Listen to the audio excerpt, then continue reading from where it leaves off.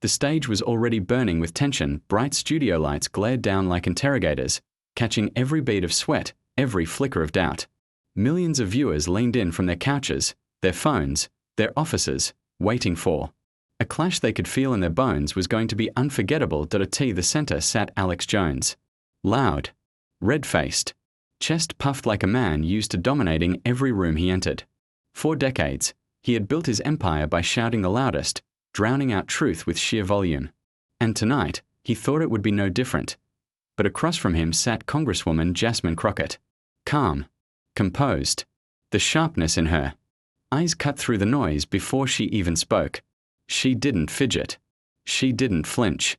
She didn't need to. Crockett was steady, the kind of steady that makes silence heavier than 1,000 words. Jones barked first. Wild accusations, half-baked conspiracies, the same tired script his followers had memorized. He leaned forward, jabbing the table with his finger, his voice echoing through the set, and then, it happened. Crockett leaned in just slightly, her voice measured, deliberate, unshaken. Mr. Jones, you've lied before. But tonight, you're about to be held accountable. The air shifted. It was like someone had pulled the oxygen out of the room.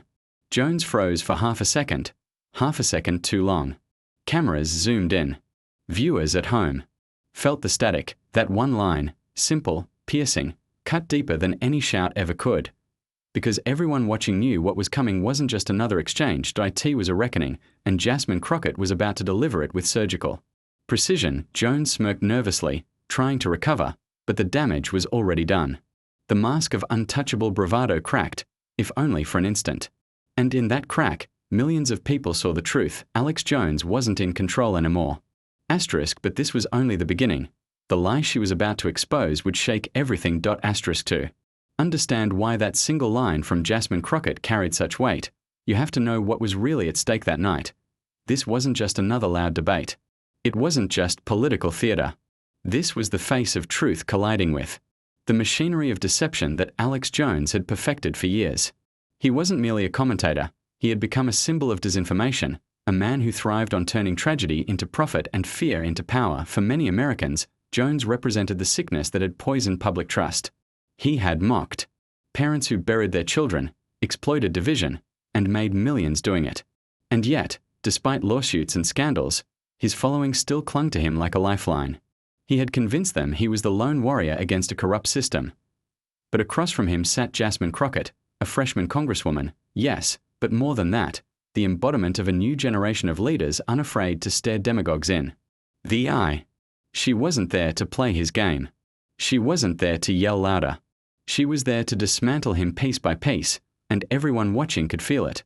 Her very presence raised the stakes. Crockett was a black woman from Texas, a state where voices like hers were often silenced or overlooked. She had built her career not on volume, but on precision, on exposing hypocrisy with facts sharp enough to cut through bluster. And now, seated across from one of the most notorious purveyors of lies in modern history, the contrast couldn't have been clearer. It was David versus Goliath, but with a twist. This time, the so-called giant wasn't as invincible as he once seemed. This time, the slingshot wasn't just a stone. It was truth, broadcast in real time, and millions were waiting to see if it would finally bring him down. The audience could feel the tension through their screens. Social media lit up as soon as the segment started. Hashtags like ***, hashtag Crockett vs Jones *** began trending. Clips were already being clipped mid-show, reactions pouring in from people who had been waiting for someone, anyone, to finally put Alex Jones on the defensive. Because this wasn't just about him. It was about what he represented. Lies versus truth. Arrogance versus dignity. Exploitation versus service, and every second that ticked by made one thing clearer. Jasmine Crockett wasn't just holding her ground. She was preparing to strike. Jones kept talking, louder and louder, like a man who knew that if he ever stopped, the silence would swallow him whole. He threw out conspiracy after conspiracy, trying to bait Crockett into playing his game. But she didn't take the bait. She sat still, waiting, letting him dig the hole deeper with every word. Viewers could see it. The composure, the patience, the quiet strength that made the eventual takedown inevitable. They knew something was coming, and when it landed, it wouldn't just embarrass Alex Jones. It would expose the very foundation his empire of lies was built on, and so, The question lingered like thunder in the distance. What lie was so damning, so undeniable, that even Alex Jones couldn't shout his way past it? Asterisk, the answer was about to stun the nation, and it begins with the story of how the villain himself was built. Asterisk, every villain has an origin story, and Alex Jones was no exception. Before he became the internet's most infamous conspiracy salesman, he was just another voice on late-night radio in Austin, Texas. A man with a booming voice, a gift for drama, and a hunger for attention. Even back then, he wasn't content to report the news. He wanted to asterisk bend asterisk it, to twist every headline into a tale of secret plots and shadowy enemies. That was his genius, and his curse he discovered early on that asterisk fear cell star. Fear keeps people tuned in. Fear convinces them that only one man, one voice, has the truth that no one else will tell them. And so Alex Jones built an empire not on journalism, but on paranoia. Every tragedy became an opportunity. Every crisis, a stage. September 11th? He called it an inside job. School shootings? He said grieving parents were actors. Natural disasters, terrorist attacks, pandemics, each one became raw material for his machine. He didn't care if it was real. He only cared if it sold. And it sold big.by the 2010s. Alex Jones was no longer a fringe figure shouting into the void. He was the ringleader of a digital circus, pulling in millions of viewers, selling supplements and survival gear, turning conspiracy into cash. His empire, InfoWars, grew into a powerhouse, half media outlet, half marketplace of fear, but power like that breeds arrogance. Jones didn't just believe he was right. He believed he was untouchable. Lawsuits piled up, families begged him to stop exploiting their pain, courts demanded accountability, and still, he roared on. When one platform banned him, he found another. When advertisers fled, his followers dug deeper into their wallets. To his audience, he wasn't just a broadcaster. He was a prophet, a warrior, a lone soldier standing against a world of lies. And Jones fed that image with everything he had. He built himself into a character so outsized, so loud, that it almost seemed impossible anyone could ever bring him down. But behind the bombast, cracks were forming. The lawsuits drained him financially. Former allies turned on him. Even as he screamed into microphones, his empire began to wobble. And yet, his pride only grew larger. He became more reckless, more extreme, more desperate to prove that he was still the man no one could silence, and that desperation is what made him vulnerable. Because here's the truth about Alex Jones, he wasn't a mastermind. He wasn't an intellectual giant, carefully strategizing his next move. He was a bully with a megaphone, a man who mistook volume for power. And like all bullies, he relied on intimidation to keep others quiet. But what happens when someone doesn't flinch? What happens when the person across from him doesn't play along, doesn't rise to his bait, doesn't give him the chaotic shouting match he craves? That's what made Jasmine Crockett different. She didn't try to out-yell him. She didn't try to win on his terms. She sat steady, calm, and precise, waiting for the right moment to strike. And strike she did, because while Jones had spent decades perfecting the art of lies, he had also left a trail. A trail of contradictions, retractions, courtroom confessions, and moments where the mask slipped. And Crockett knew exactly which one to pull into the light. For years, Jones had built his empire on a single myth, that he always spoke the hard truths no one else dared to, that he never backed down, never admitted fault, never bent to pressure, that he was the one man in America brave enough to say what others couldn't. But deep down, there was one lie so big, so humiliating, that even he couldn't escape it. A lie that, once exposed, would collapse that myth in front of millions. The audience didn't know it yet. Jones didn't know it yet. But Jasmine Crockett was about to rip that mask clean off, and for the first time in his career, Alex Jones wouldn't have anywhere to run. Jasmine Crockett didn't come to spar. She came to dismantle. From the moment the camera switched on, you could feel the contrast. Alex Jones leaned forward, red-faced, chest puffed, his voice already booming like a storm that threatened to swallow the entire studio. Every syllable was designed to overwhelm, to rattle, to force chaos. But Jasmine? She didn't flinch. Her posture was steady, her voice measured, her eyes locked in, not with fear, but with precision. Where Jones lunged, like a wild beast, Crockett moved like a chess master, one step ahead, calculating every counter. She knew his game. He thrived on noise. His strategy was simple. Yell loud enough, fast enough, and scatter so many half-truths and lies that no one could catch them all. By the time anyone fact-checked one claim, he had already unleashed 10 more. It was a tactic that had crushed journalists, intimidated rivals, and kept his empire alive for decades. But Crockett had a weapon Jones wasn't ready for. Patience. Instead of chasing every wild accusation, she let him rant. She let him burn his own energy, his own credibility, drowning in his own volume. And when he paused, when, for just a second, he took a breath, she struck. Her words were sharp, controlled, and undeniable. No screaming. No dramatics. Just facts. Timed perfectly like a scalpel cutting through noise. "Mr. Jones," she began, her tone calm but cutting, "you've built your entire career on claiming you always tell the truth, that you never back down. But let's remind the audience, under oath, in court, you admitted something very different." The room shifted. Jones, caught off guard, tried to bulldoze over her words, launching into another tirade about fake news and deep state plots. But Crockett didn't chase him. She let him spiral, let him dig deeper, and then calmly brought him back. "Alex, you admitted you lied. Not once. Not twice. Repeatedly. You profited off families' pain. You sold them fear, and when you were forced to face the truth, you crumbled." It was surgical. Each time he barked, she refused to bark back. Each time he tried to drag her into the mud, she stayed grounded, her calmness making his chaos look desperate. The louder he got, the smaller he seemed, and then came the moment she pulled out the receipts, not metaphorical ones, the actual transcripts. The courtroom confessions. The very words Jones had spoken when his empire was under oath. She read them, line by line, his own voice now weaponized against him. The effect was devastating. Jones tried to laugh it off, to mock her, to twist the narrative. But Crockett didn't allow it. She simply held the line, steady and relentless. The audience wasn't just hearing about his lies, they were watching him trapped inside them. This was Crockett's brilliance. She didn't just debate Alex Jones. She exposed the mechanics of his manipulation. She showed the audience how he built his empire of lies, how he twisted tragedy for profit, and how, when confronted with real accountability, he broke. Jones wasn't used to this. He was used to chaos, screaming matches, walk-offs, distractions that left audiences more confused than when they started. But here, the confusion was stripped away. Crockett made it simple, clear, undeniable, and the audience felt it. For the first time, millions weren't seeing the untouchable bully with a megaphone. They were seeing a man cornered by his own words, exposed by someone who refused to bow to his noise.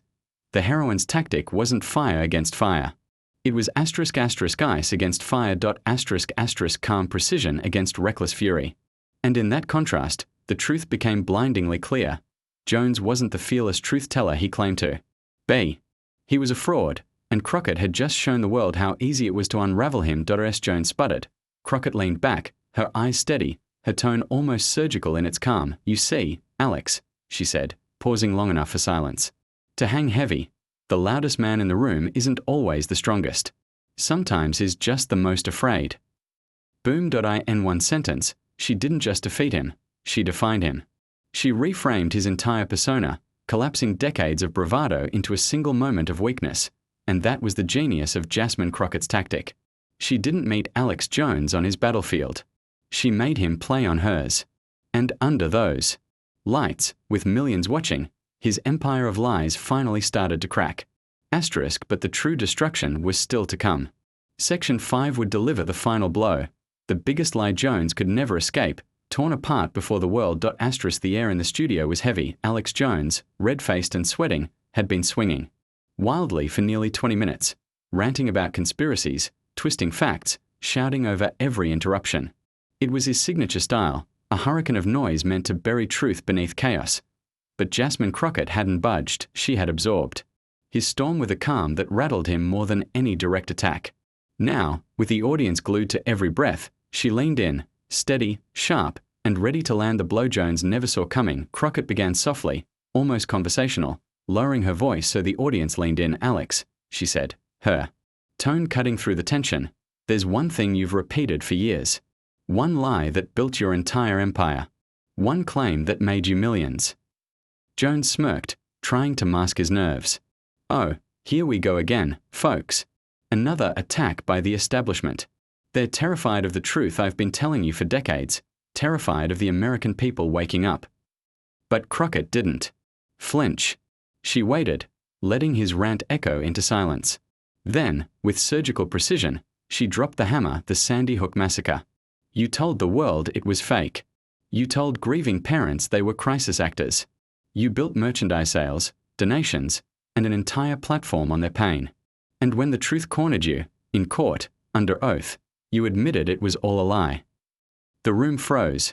The audience shifted in their seats. The words weren't new, but hearing them delivered this directly, with Jones sitting right there, stripped of his defenses, was electric. Jones erupted instantly, pounding the table.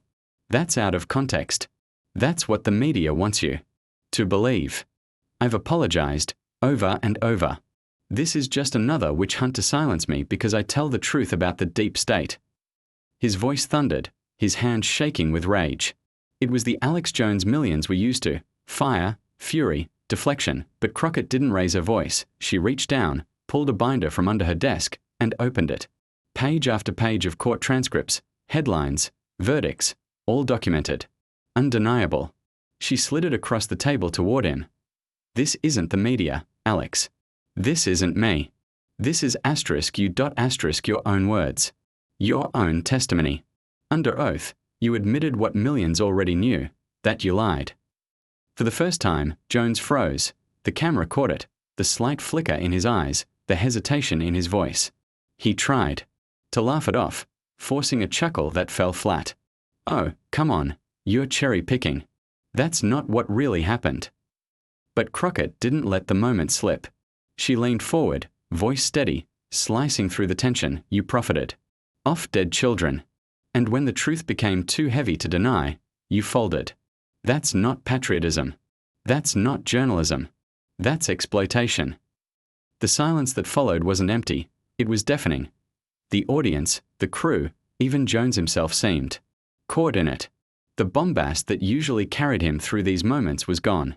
His empire of noise had no shield against the cold clarity of facts. Jones tried one last tactic, the victim card. His voice cracked as he leaned toward the camera. Folks, don't believe this smear. They want to destroy me because I fight for you. They want to silence me because I'm the last line of defense against tyranny. But it rang hollow. The audience wasn't hearing a warrior of truth anymore. They were seeing a cornered man, clinging to his last scraps of credibility. Every shout, every excuse, every deflection only amplified Crockett's calm authority. She let him spiral, then delivered the final cut. You can scream all you want, Alex. But the truth doesn't need volume, it only needs light. And tonight, the world sees you for what you are. Not a truth-teller. Not a fighter for freedom. Just a man who built his fortune on lies and pain, and who crumbled when the truth caught up. It was over. The camera lingered on Jones, sweating, furious, but visibly deflated. His energy was gone, his bluster cracked. For once, Alex Jones didn't have the last word, and that was the power of Jasmine Crockett's final blow. She didn't just beat him in a debate. She dismantled the myth he had built around himself. She revealed his biggest lie in real time, in front of millions, and left him no escape. The bully who had terrorized families, manipulated fear, and shouted down truth for decades, sat exposed, silenced not by louder noise, but by the quiet force of undeniable fact. The clip went viral instantly.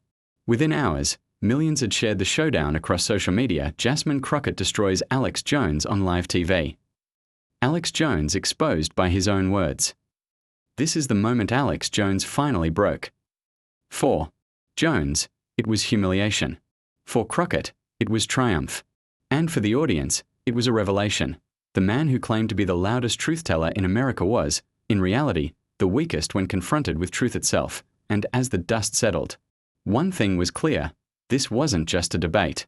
It was a reckoning. But the fallout was only beginning. Section 6 reveals the cultural earthquake that followed, the reaction from the public, the media, and the political world as Alex Jones' empire started to unravel. The studio lights dimmed. The credits rolled, but the moment didn't end when the cameras stopped. It had only begun. Within minutes, clips of Jasmine Crockett dismantling Alex Jones exploded across social media. TikTok edits, Twitter threads, Instagram reels, Every platform became a battlefield where Crockett's calm precision and Jones's flailing meltdown went head-to-head in front of the entire world. But unlike most political debates that vanish, in the chaos of the 24-hour news cycle, this confrontation carried weight. It wasn't just another shouting match. It was a cultural turning point. On Twitter, hashtags trended within hours. Crockett vs Jones. Alex Jones lies, truth wins. Meme makers had a field day. Side-by-side screenshots flooded timelines. Jones red-faced, sweating, veins bulging, next to Crockett. Cool and collected, sliding court transcripts across the table like a lawyer revealing the final card in a courtroom drama. YouTube commentators jumped in immediately. Alex Jones crumbles. Here's why this matters. Jasmine Crockett just redefined political debates. The day Alex Jones finally lost. Even TikTok teens, many too young to remember Jones's early rise, latched onto the moment, remixing Crockett's line "the truth doesn't need volume, it only needs light" into audio clips layered over videos of everything from relationship advice to gaming fails. The confrontation had transcended politics. It became culture. Mainstream outlets were forced to cover it. CNN, MSNBC, even Fox News couldn't ignore the viral tsunami. CNN ran the headline, "Crockett exposes Jones. Viral clash shakes political media." MSNBC called it the moment truth silenced the loudest voice. Fox took a different angle, Crockett. Ambush or reckoning. Conservatives divided over Jones' showdown. Painlists debated endlessly. Was Crockett a hero for exposing dangerous lies?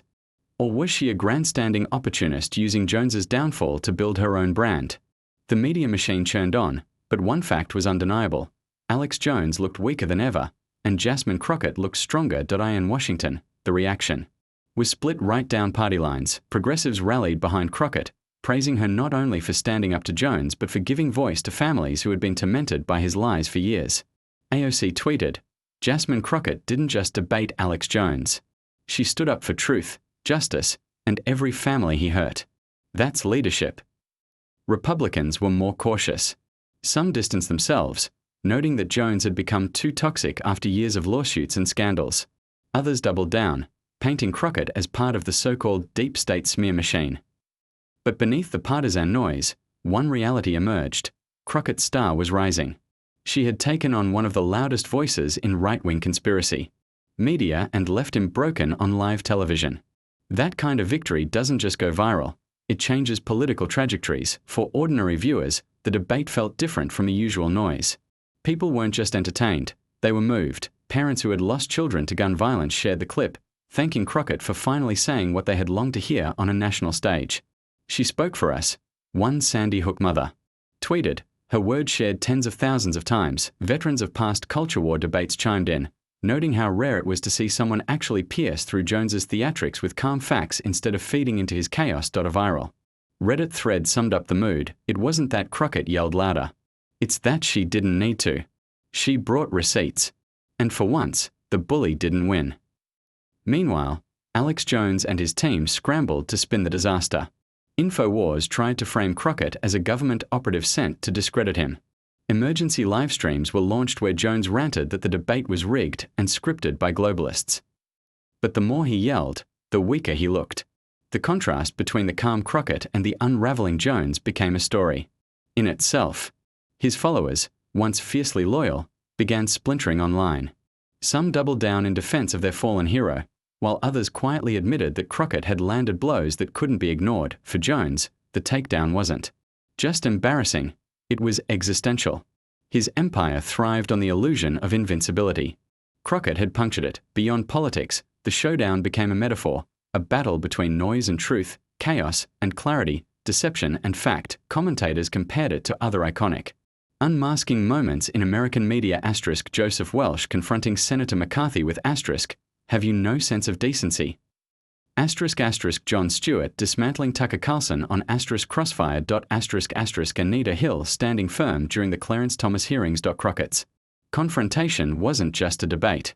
It was a moment. A crystallization of years of frustration with lies, propaganda, and disinformation. And like those moments, it carried staying power. By the end of the week, one thing was clear: Crockett's takedown would be replayed for years. In classrooms, in campaign ads, in documentaries about disinformation. For Alex Jones, the damage was permanent. His credibility, already battered by court rulings, had been shattered in front of millions. Sponsors, platforms, even allies began distancing themselves. The empire that once seemed untouchable looked shakier than ever. For Jasmine Crockett, the opposite was true. Her profile skyrocketed. Speaking invitations poured in. Supporters called her a future leader who had proven she could stand up to the loudest, most dangerous voices and win.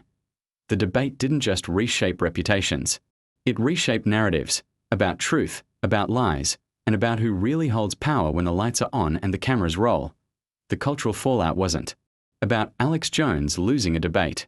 It was about America witnessing, in real time, the unraveling of a man who had thrived on fear and fiction, brought down not by anger, but by calm truth, and in that contrast, between Jones's crumbling and Crockett's composure, viewers found something rare: hope. Hope that lies don't always win. Hope that bullies can be exposed.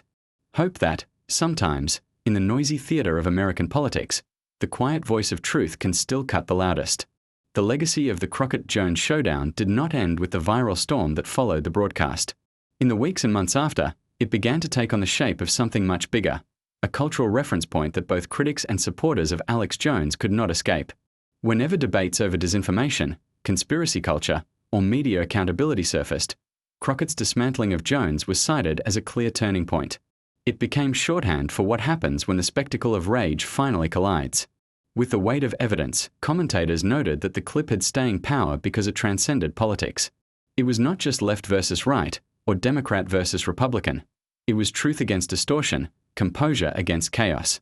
College professors teaching courses on media literacy began playing the clip in class to illustrate how propaganda can be dismantled when confronted with facts presented calmly and clearly. Even satirical shows picked it up, remixing Jones's flailing into punchlines while holding up Crockett as the steady figure who refused to bend to noise. The debate became a cultural artifact, replayed not only for laughs but also as a serious study in how public discourse can shift. For Alex Jones, the legacy was humiliation mixed with erosion. He had faced scandals before, but always on his own terms, behind the shield of his microphone, within the insulated world of InfoWars. This was different. Millions watched him unravel in real time, unable to hide behind editing or loyal crowds. His credibility, already battered by legal losses and financial penalties, was damaged in a way that could not be repaired. Every time he attempted to return to form, the Crockett clip resurfaced. It followed him like a shadow, a constant reminder that the emperor had been stripped of his clothes. His base shrank. Some diehards clung to him, but others admitted quietly that his aura of invincibility was gone. For Jasmine Crockett, the legacy was one of elevation. Overnight, she became a household name, not only among her supporters but even among those who had barely known her before. Her calm under fire was reframed as a kind of blueprint for taking on demagogues in the media age. Invitations to appear on panels, university lectures, and international news segments poured in. Colleagues praised her as a rising figure who had proven that courage could coexist with composure. Her words from the debate, sharp, deliberate, and unshaken, were quoted in op-eds and campaign speeches. For many, she represented a refreshing change from the usual political theatre. The debate also shifted the larger media landscape. Producers realized that audiences were not only hungry for conflict but also for resolution, moments where the fog of disinformation could be pierced. Networks began booking more figures like Crockett, hoping to replicate the viral lightning in a bottle. Social platforms highlighted the clip in their trending sections for weeks, and media watchdog groups cited it as an example of how truth can survive in an attention economy often dominated by spectacle. The confrontation redefined what it meant to win in a televised debate, not by being louder, but by being sharper, calmer, and armed with facts that leave no escape. Over time, the Crockett-Jones showdown became one of those rare events that lodges itself in public memory. Much like iconic debates or courtroom moments from decades past, it was replayed in documentaries and retrospectives about the rise of conspiracy culture. Students in future years would likely encounter it in history or communication classes as an illustration of how misinformation reached its peak and how resistance to it found new voices. In that sense, the legacy extended beyond two individuals. It spoke to a society wrestling with truth itself. Perhaps the most enduring impact was psychological. For many viewers, the showdown was proof that demagogues could be defeated not by mimicking their anger, but by holding steady. It reassured people who had grown weary of endless shouting matches that clarity still mattered. And for those who had been victims of disinformation campaigns, it provided a kind of justice, not legal justice, but symbolic justice, visible on the biggest stage. In Crockett's calm exposure of Jones's biggest lie, they saw a mirror of their own fight for dignity and truth. The legacy, then, was dual. For Alex Jones, it was the moment the mask slipped and the myth of dominance shattered.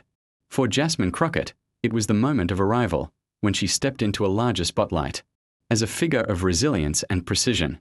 And for the broader culture, it was a reminder that even in an age saturated with noise, sometimes a single confrontation can redraw the boundaries of credibility and remind people that truth, however battered, still has power when it is wielded. Without feared the dust settles and the echoes of that unforgettable clash fade into history. What remains is not just a viral video or a trending clip, but a moment that crystallized the tensions of an era. The Crockett-Jones confrontation will be remembered as more than a battle between two individuals. It was a mirror held up to a society torn between noise and clarity, deception and truth, bluster and composure. The significance of that debate lies not only in what was said but in what it revealed, that the spectacle of outrage has limits, and when confronted with patience, precision, and courage, even the loudest myths can collapse in real time. For Alex Jones, this was not simply another controversy in a career defined by provocation. This was exposure in its purest form, a stripping away of the carefully constructed image of dominance he had built over years of shouting, spinning, and manipulating narratives. The unraveling was public, unfiltered, and undeniable. It will linger in the cultural memory as the moment his myth cracked beyond repair, the moment when millions finally saw that the power of volume is no match for the power of truth when wielded. With resolve, for Jasmine Crockett, this was not merely a victory in a single debate, it was a defining breakthrough. She did not just defeat an opponent.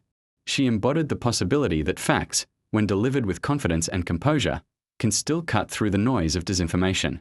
Her poise under pressure became a symbol of what politics could look like when grounded in principle rather than performance.